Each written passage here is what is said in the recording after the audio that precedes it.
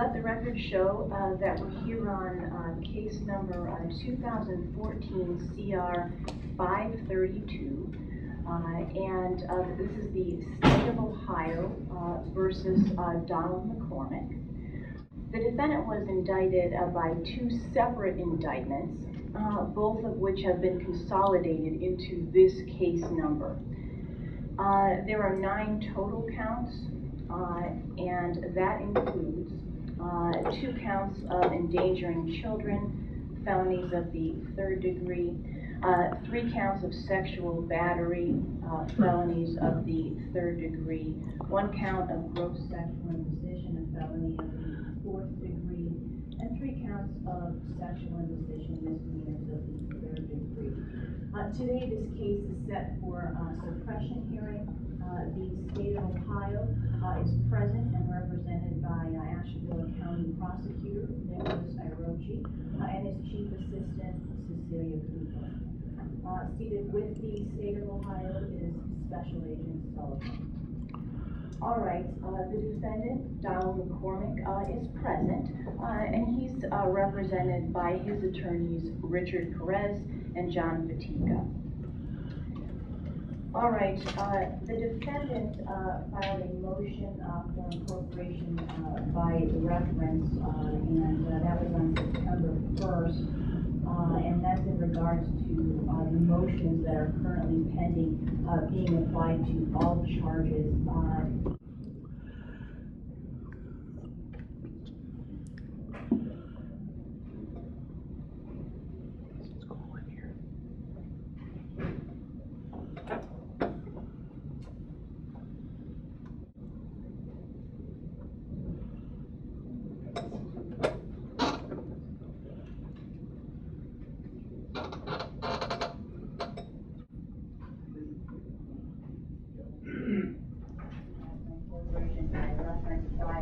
September 1st, and that's in regards to the motions that are pending, and those apply to both indictments. Although, as I mentioned earlier, the charges have been consolidated into 2014 CR 532. All right, the defendant filed a motion to suppress, and that was on March 12th of 2015. And that requested the court suppress the following: all statements obtained from the defendant in a recorded interview with officers occurring on August 19th of 2014, all statements made by officers in the August 19th, 2014 recorded interview. The State of Ohio filed a response in opposition on May 26th of 2015, and that requested that the court overrule the defendant's motion. Can anyone not hear me? Okay, just wanted to check our microphones. All right, very well. So at this time, I'll ask the parties whether or not they would like to make a formal opening statement.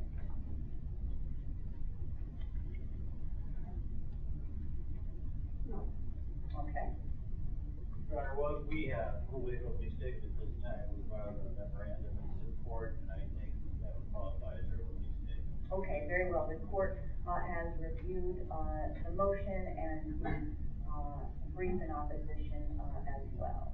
And just for the record, ours is a motion to suppress and motion to eliminate. Yes, and motion in limine.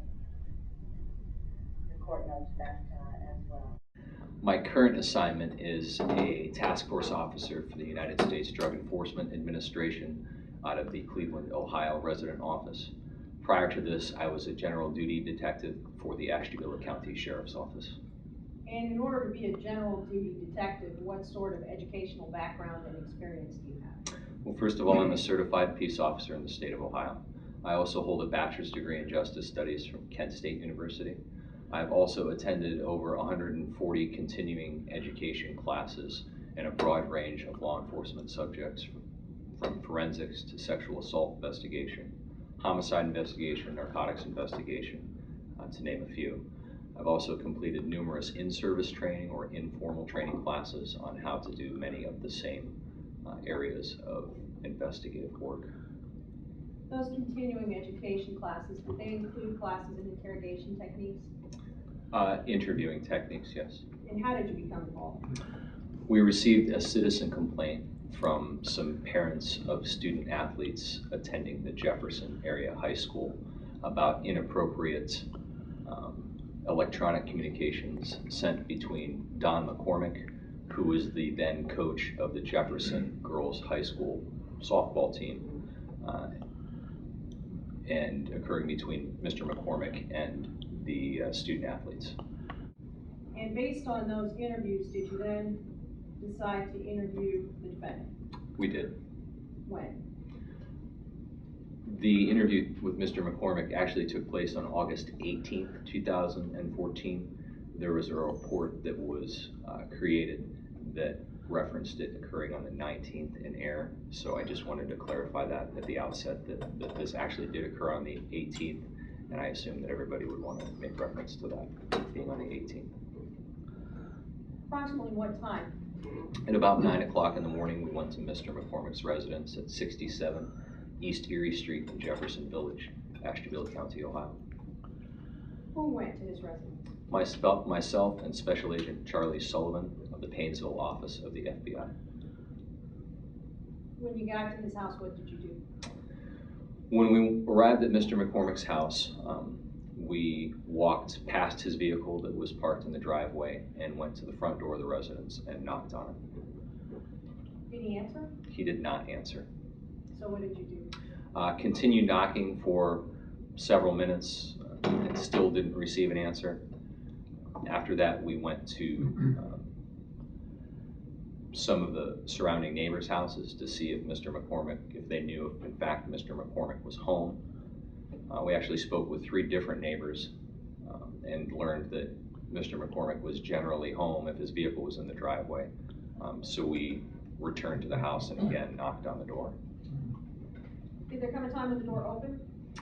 I did, probably 15 or 20 minutes after we had first knocked and then returned. Mr. McCormack opened the front door of the home, apologized for his delay in answering it, and said that he'd been sleeping on the couch. After he opened the door, what happened? We asked Mr. McCormack if we could speak with him about some allegations that had arisen about his conduct with student athletes. Did he agree to speak to you? He did. He invited us inside of the house, told us to excuse the mess, and told Special Agent Sullivan and I that we could turn our vehicles off. How many vehicles had you brought? We brought 2. Special Agent Sullivan has a unmarked government vehicle, and I have an unmarked government vehicle. They're just plain, they're regular Ford Explorers, I believe. And how were you dressed? I had the polo shirt and dress pants on. I had my clipboard with me. I had a gun on my belt. Special Agent Sullivan was dressed in a similar manner. The gun is just part of your standard uniform attire? Yes. Okay. Were there any other law enforcement officers there? Not at that time, no. Did there come a time when other officers arrived? Yes, approximately, I want to say several minutes into the interview, some other sheriff's office detectives knocked on the door to ensure that everything was okay in the house. We told the other law enforcement officers yes, that we were just having a conversation with Mr. McCormack and that their presence wasn't needed. They turned around and left. Did they leave altogether? They left altogether. They were not in the house, at the house. I think they went back to the police station. Okay. Prior to Mr. McCormack speaking to you, was he threatened in any way? No. Was he promised anything? No. Was he under arrest? He was not, no. How long did this conversation take? We spoke with Mr. McCormack for approximately 2 hours and 27 minutes from start to finish. And where were you during that entire conversation? At Mr. McCormack's request, he offered us a seat at his kitchen table where we sat and spoke with him for the majority of the time. Several minutes into the interview, we asked Mr. McCormack to view his bedroom on the second floor. He readily agreed, took us up to the second floor bedroom, showed it to us, and then asked if we could please come back down and sit at the kitchen table, and we did do that. Did he ever ask to end the interview? He did not, no. Did he ever ask for a lawyer? He asked about a lawyer, but he did not. He had a question about an attorney at one point in time during the interview. Do you recall how long you had been speaking to him before he asked you about an attorney? Yes, 2 hours and 2 minutes into the interview, Mr. McCormack asked specifically, is this the point where people generally get counsel?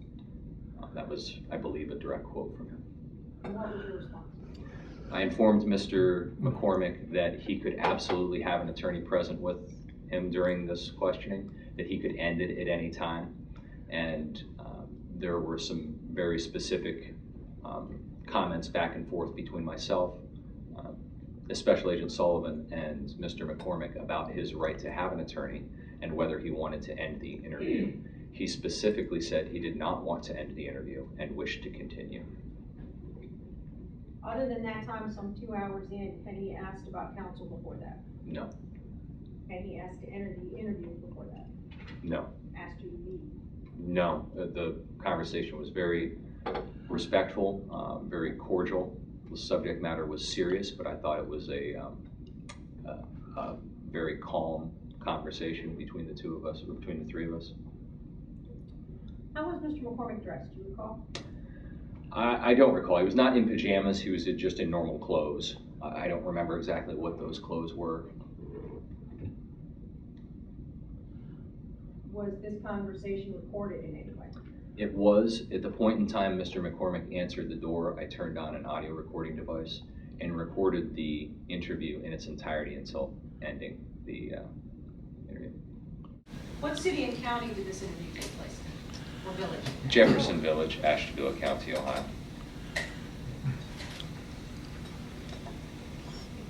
Yes, this is a CD recording of the interview that I conducted with Donald McCormack. Does it truly and accurately depict everything that was said? I've had an opportunity to review its contents, and I believe it does. What voices are on it? Mine, Special Agent Sullivan's, and Don McCormack's. And when you say Don McCormack, do you see the person you spoke to as Don McCormack anywhere in this courtroom? Yes, he's seated at the defense table wearing a gray button-up shirt, a black tie, and no suit jacket. Would ask that the record reflect identification. The record will so reflect that the witness has identified the defendant. Thank you. Does the tape ever stop? Not until the conclusion of the interview. Okay, I have a question. The court reporter has asked whether or not she needs to take this down of the audio recording, because I understand it's been transcribed. I have a copy of it by another court reporter. We're just asking. I don't think so. You'll have to take.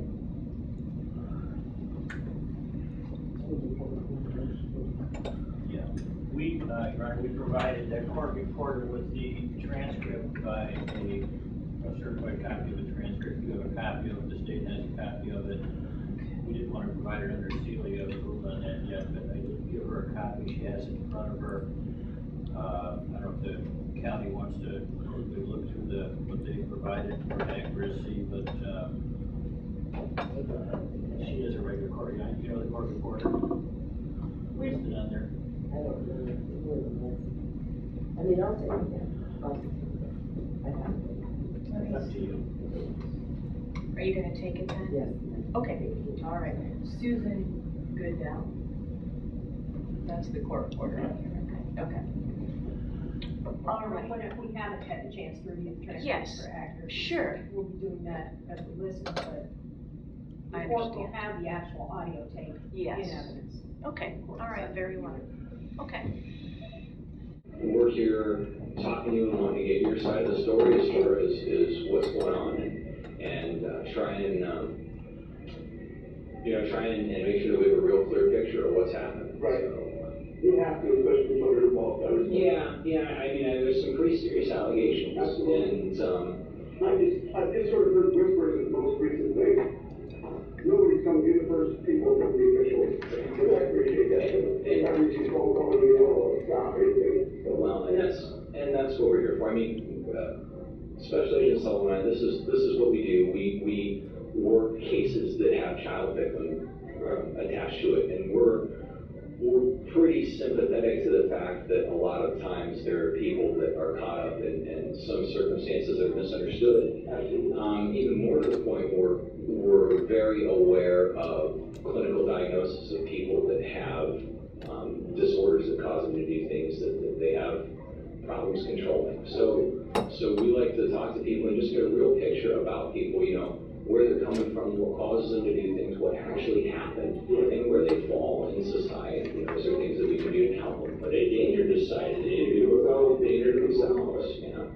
You know that there's some allegations from some of your current softball players that your conduct's a bit inappropriate. And you've been confronted by parents on a couple occasions about that. that's why when I started saying that, I was back to go again. Yeah. You know, that's why the strategy was not. I mean, is that a frequent occurrence that people are coming over? It happened once.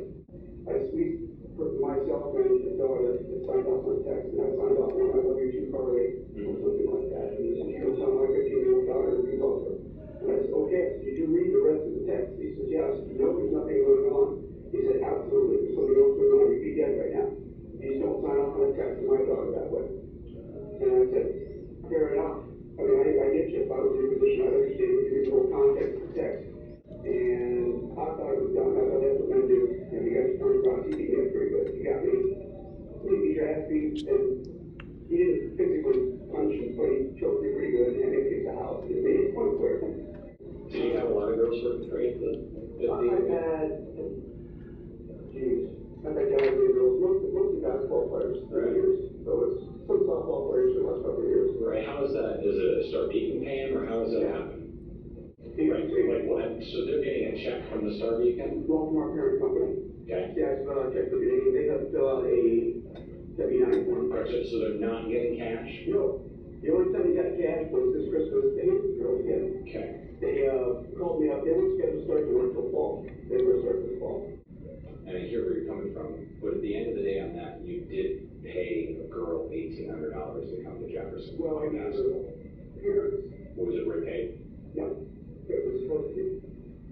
If you were to tell the school system you're gonna loan parents $1,800 to move a child to Jefferson to play basketball, would that be an okay thing? Probably.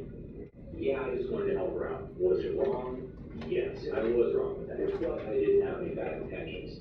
But when we talk about, you know, because we talked to the both, sure, we talked to both of them, and their story is not the same as yours. The house sale happened, you know, much further after some allegations came forward with you. There was, Don, at the end of this, we want to make sure that people are seeing you in the correct way, right? If I'm a sexual predator, I deserve to be a sexual predator. If I'm a convict, I deserve to go to conflict. If I'm not, I certainly know that. And this is where you're looking with that hanging over your head. And that has been here in my head, sitting up with the truckies and the campsies. That's been every day for. Are you sexually attracted to young girls? Absolutely not. There's allegations that you had sex with students. Sex. Yes. Intercourse. Correct. Absolutely not. Absolutely not. Where would these allegations come from? Yeah, until I understand exactly what they are, I'm not sure. But I just haven't known this for a long time. Correct. And if I had sex with one of my players, I would know. I could not, it's not something you forget. That is not something you forget. That's true. And that is not happening. There's allegations you touch your players inappropriately.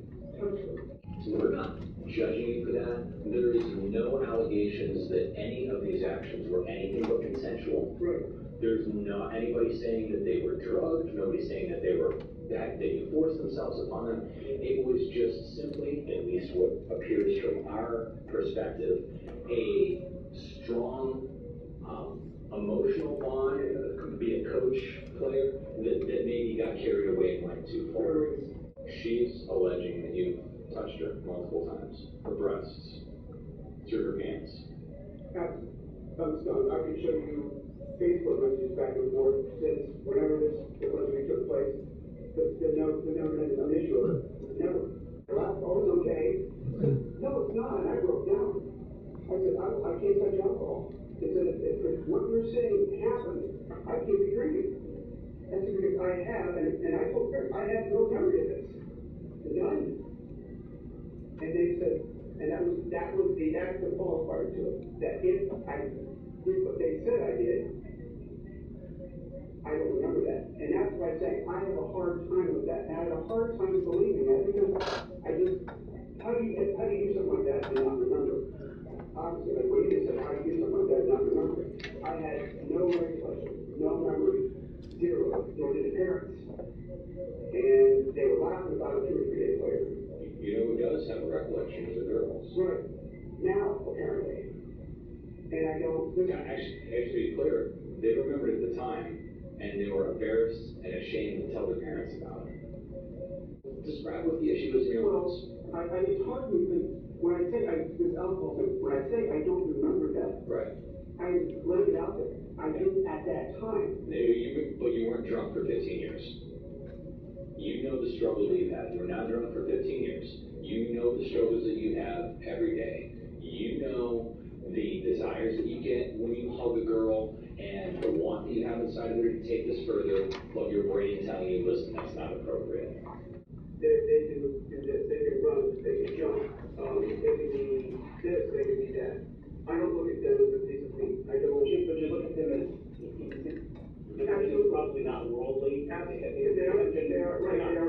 Regular, and there's an attraction for you. So part of a coach is trying to push you guys to mold and help in the directions that they do that. And I don't look at them as pieces of meat. I don't do that. I wish I swear by God, Mother's life, if I could say, yes, I did that, I'm sorry, I did it. But there's a her parents can barely stand and read. She came to disclose to her parents that you were touching her leg, rubbing across your hand, and touching her breast. The entire 8 months of their life. That is absolutely not true. So, when looking back now, it was not an okay relationship for a man to have with a child. And she's trying to work through that in counseling. And her parents are trying to work through the fact that they, in essence, sent her daughter up here to study business with her. So you're being faced with a very real choice now to self-preserve or try and self-preserve and say, I don't recall, I don't remember, if I did do something, I'm terribly sorry, it's terrible. Or you can just take what's inside yourself and say, you know what? I did that as appropriate, I'm sorry. You know that you said it yourself. You're there for girls who need the help. Right. Some girls need to leave alone, but some girls need the help. Some girls need some extra help. That sounds kind of trite. No, you place yourself in a position to be the person who needs the extra help. I'm sorry I put her in a position with money, with opportunity, with circumstance. You're sorry you groomed her. The fact that you touched her to her booty, that's as far as she's going to go. She had sex with this guy, and she just doesn't want to say it. We did not have sex. Absolutely did not have sex. Absolutely did not have sex. Intercourse, okay? Oral combination, nothing like that. She did get any Absolutely not. Did you get aroused when you were around her? It was being around her. It was fun. It was just fun to be around her. It wasn't like I want to bend you over. It wasn't that way. And we don't think that it won't. And that's why when you do a sexual contact, it's hard to make a decision and say, yes, I did that, because it wasn't that way. It was, I wanted to be around her. I wanted to spend time with her. I wanted a reason behind the sexual contact.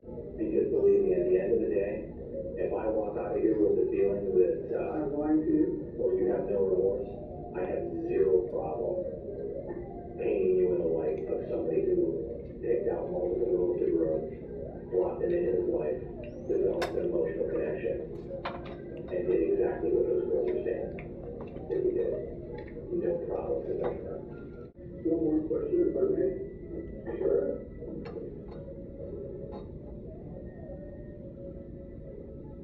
What happened to the guy in my position? What do you tell me? The prosecutor's office is going to review this.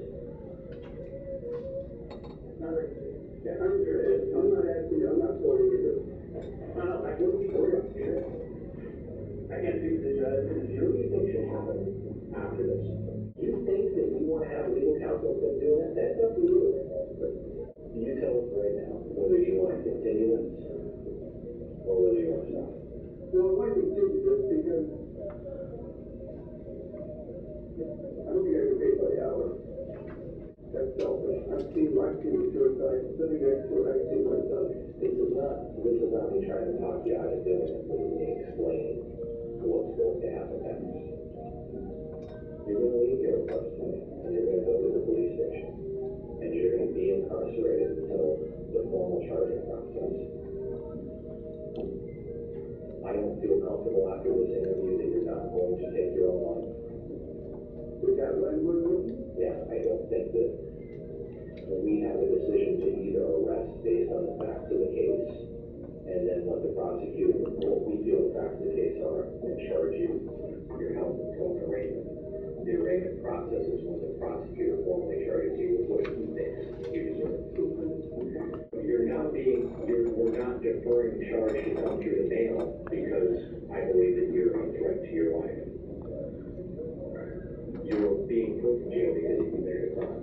And I know you know this, you have the right to remain silent, and you say communication of the law. You have the right to speak with an attorney. Have the right to do this right now. Okay. Have the right to have one with you present before, during any interview. If you can't afford one, give them to you, and you can stop talking at any time. Do you understand? I do. Before we go, is there anything that you want to say? About 4 more minutes on the tape, the detective, is that the interview? Yeah, there is, I don't believe that there's any additional interview questions after that.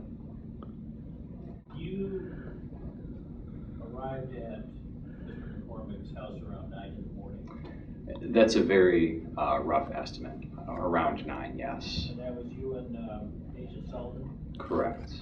You arrived, and you already interviewed a number of the girls that you spoke with? Some of them, Spoke about? yes. Did you interview the girl? I had, yes. Did you interview her parents? I don't recall whether that was before or after. What other girls had you interviewed at that point, if you recall? Without reviewing the dates of interviews on the case file, we interviewed many, many people. It would be difficult for me to say. Did you interview all the girls that were listed in the indictment at that time? We had not interviewed all of the victims at that time. So, when you arrived in separate vehicles, correct? Yes.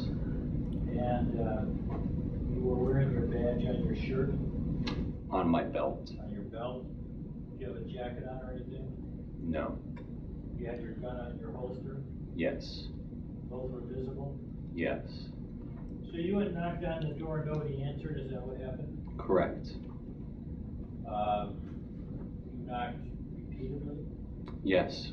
Did you walk around to other parts of the house and knock on windows or other doors?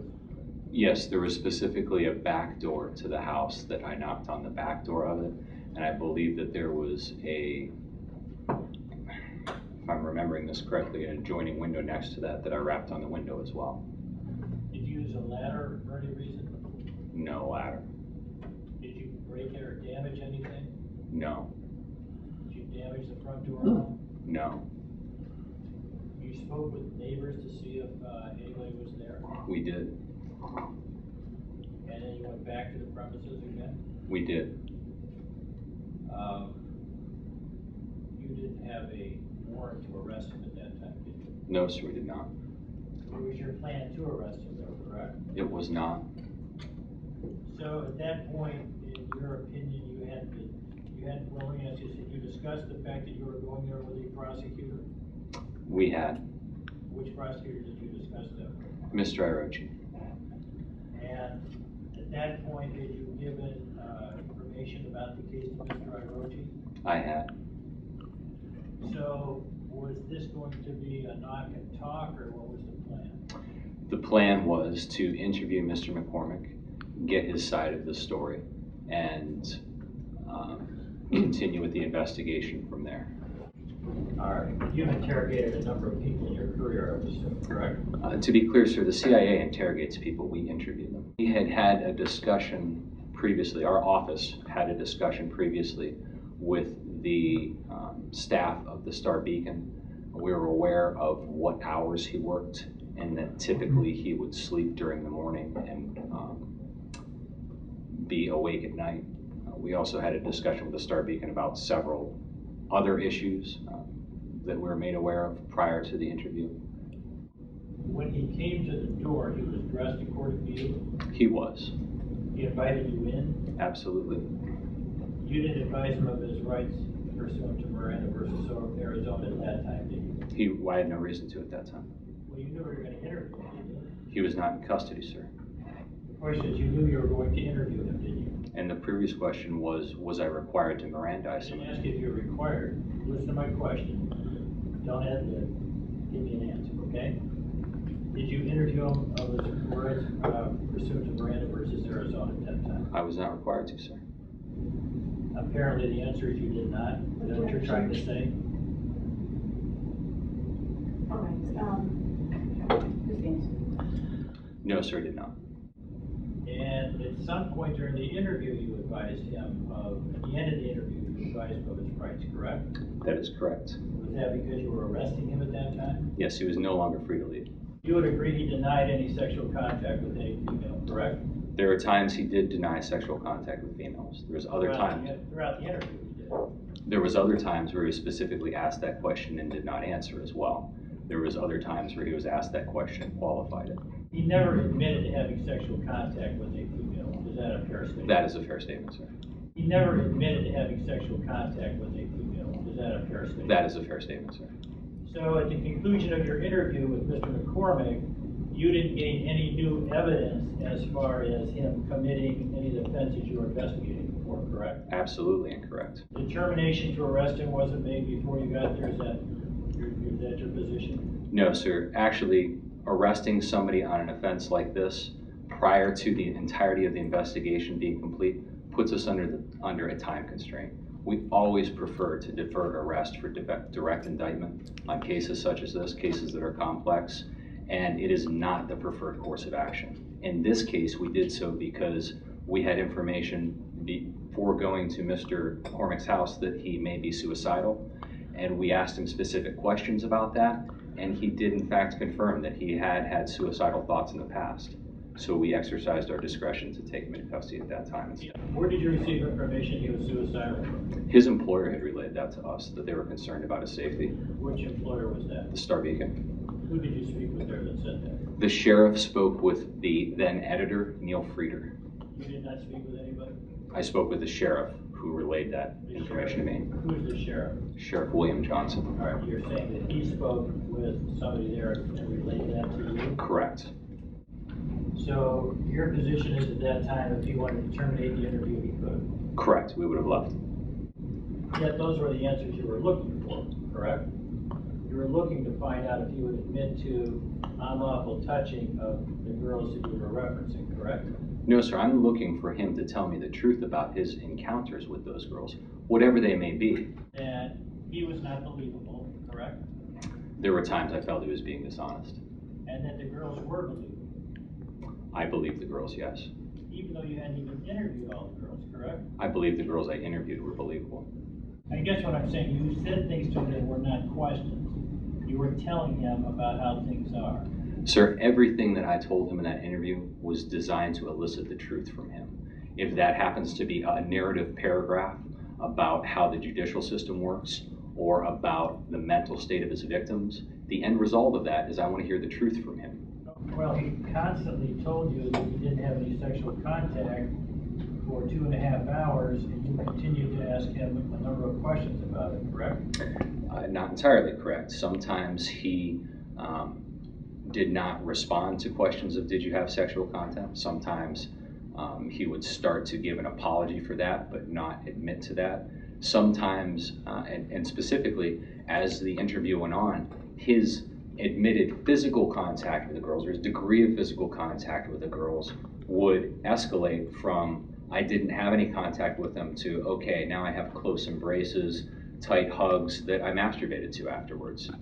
So his answers did change. During your interview with the defendant, what other information did you develop that led you to determine it was necessary or time to place him under arrest? First, primarily, Mr. McCormack confirmed absolutely every detail of what the witnesses, or I'm sorry, the victims to this point had stated, except for admitting to the sexual assault. So having the suspect confirm every piece of the detail, there was never a denial that the room was ever rented in Jefferson. There was never a denial that the drunken party happened. There was he admitted to all of the other things stated in the victim's statements, which gave that much more credibility to their statements. If we would just ask that both the transcript that we provided and the interview be under seal until trial.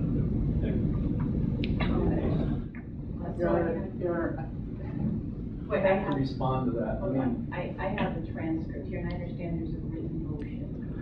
Right. Okay. There's a written motion that was filed today. It seems rather disingenuous to ask that the transcript be placed under seal when the media has been here the entire morning, listening and perhaps recording this entire interview. So, for the defense to argue that this transcript or this even proceeding should be under seal is actually, as I said, disingenuous. So we would ask the court deny that motion, deny that request, or at least provide the state sufficient time to adequately respond to that motion. All right. Just listening to the whole thing, they bring in so much irrelevant information. They talk about so much hearsay. They talk about so much veracity in the girls. They talk about multiple different girls. They talk about their opinions on coaching. There's just so much objectionable material in there that I don't think any of this interview would come in. Well, and I would ask the court to throughout the entire interview, even if the court feels that Miranda doesn't apply here because he wasn't in custody, our motion to limine really is based on evidence of 403 and the tremendous amount of objectionable material in the interview. So I would ask the court to throw out the entire interview at this time. All right, thank you. The defendant was dressed when he answered the door. He invited them into his home. He spoke with them voluntarily at his kitchen table. At no point in time during this interview was he placed under arrest, or would a reasonable person believe that they were in custody such that Miranda would apply. So the fact that he wasn't given Miranda warnings, we would suggest, is not a reason to suppress the statement. He was not in custody at any point. The law is also clear that officers are allowed to confront defendants with inaccuracies, with contradictions in what they're saying and what others are saying. All right, very well. Anything else? No, Your Honor, thank you. All right, thank you. Thank you.